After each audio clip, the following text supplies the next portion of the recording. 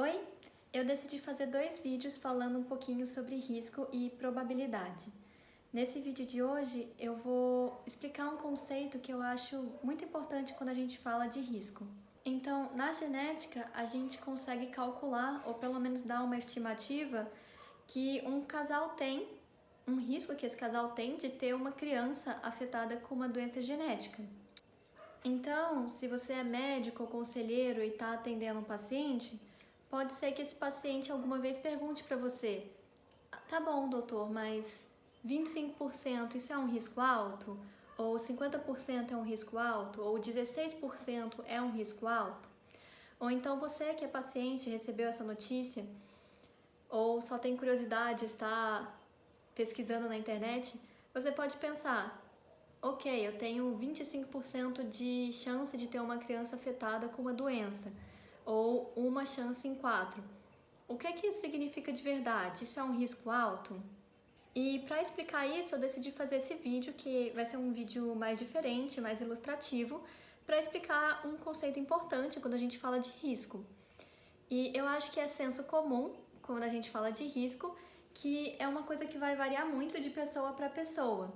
Então, quando a gente fala para uma pessoa que é muito preocupada, por exemplo, que ela tem 10% de chance de ter uma criança afetada ou 5% de chance de ter uma criança afetada com uma doença genética, essa pessoa muito preocupada, ela pode fazer um ciclo de fertilização assistida com um exame, um diagnóstico pré-implantacional para garantir que ela não vai ter uma criança afetada com uma doença genética, ou ela pode decidir adotar, mas ela não vai querer arriscar ter uma gravidez natural, sabendo que ela tem 5% de chance de ter uma criança com uma doença. Enquanto isso, uma outra pessoa, a gente pode chegar para ela e dizer que ela tem 50% de chance de ter uma criança afetada com uma doença genética, e essa pessoa vai tentar a si mesma porque ela vai pensar: eu tenho 50% de chance de ter uma criança afetada, então isso significa que eu tenho 50% de chance de não ter uma criança afetada. Então, o conceito de risco, ele vai variar bastante de pessoa para pessoa e dependendo do contexto familiar também. Agora, o segundo conceito que eu queria explicar é que a noção de risco, ela vai variar também de acordo com a doença que a gente está falando. E é por isso que eu decidi fazer esse vídeo mais ilustrativo e eu decidi explicar esse conceito usando um joguinho. Então, imaginem que vocês estão se consultando comigo no consultório e aí você me pergunta: mas 25% é um risco alto? E aí, para responder a sua pergunta, eu te proponho um jogo. E o jogo consiste em: eu tenho 3 chocolates, numerados de 1 a 3, e no número 4 eu tenho um morango.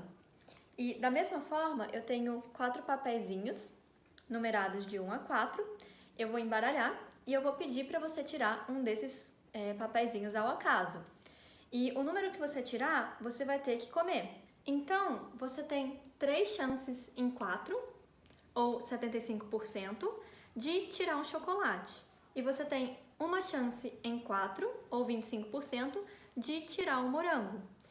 E aí eu te explico que você não sai do meu consultório enquanto você não comer aquilo que você tirou, mas você não é obrigado a jogar esse jogo. E aí eu te pergunto: você vai querer jogar esse jogo ou não? E aí muitas pessoas, elas podem dizer, por exemplo: claro que eu vou jogar esse jogo, eu adoro chocolate, eu espero sair daqui com o chocolate de graça, mas se eu tirar um morango também, eu gosto de morango, então não tem problema, eu vou ficar feliz de comer um morango aqui também.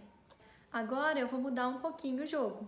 Então, em vez de ter 3 chocolates e um morango aqui no número 4, no lugar do morango eu vou colocar então essa cebola. E aí eu te explico: você tem 3 chances em 4 de ganhar um chocolate, mas se você tirar o número 4, você vai ter que comer essa cebola crua, inteirinha, e você não sai do meu consultório antes de você terminar de comer essa cebola. Você vai querer jogar esse jogo? E aí o que acontece é que boa parte das pessoas que disse sim na primeira situação vai dizer não no segundo jogo, na segunda situação. E por fim, eu pensei numa terceira situação. Então, no caso, a gente teria de novo os 3 chocolates, então 3 chances em 4 de tirar um chocolate e uma chance em 4 de tirar um morango de novo. Só que no caso, esse morango, ele tá envenenado. com cianurito. E aí, se você comer esse morango, você morre. Você vai querer jogar esse jogo? E muito provavelmente todo mundo vai dizer não, porque mesmo que eu tenha aqui uma chance maior, né, 3 em 4 de tirar um chocolate, o preço que eu vou pagar se eu tirar o morango é muito alto. E aí, mesmo que a chance seja 1 em 10, né, 10%, então 5%, provavelmente as pessoas não jogariam esse jogo porque elas correm um risco muito grande. Você corre o risco de morrer por causa de um chocolate, não vale a pena. Então, era isso que eu queria ilustrar um pouquinho com esse jogo, que o risco ele vai ser considerado alto ou não, dependendo da gravidade da doença que a gente está falando. Então, a gente está falando de uma doença genética que dá para a criança ter uma vida razoavelmente normal, por exemplo, fenilcetonúria ou hemofilia, ou então é uma doença genética cujo quadro apresenta basicamente a criança vai ter baixa estatura, né? Então ela vai ser uma criança baixinha e vai ter alguns dedos a mais. Ou a gente está falando de uma doença genética grave em que a criança ela vai viver no máximo uns 2 anos e esses 2 anos ela vai passar internada, nunca vai sair do hospital, não vai falar, não vai comer, não vai andar. Então são situações bem diferentes. Então, se o risco ele é considerado alto ou não, ele também vai mudar. E é por isso então que o conceito de se o risco é alto ou não, ele vai variar muito de pessoa para pessoa. Vai variar também de acordo com a doença que a gente está falando e ele vai variar muito de acordo com o contexto familiar.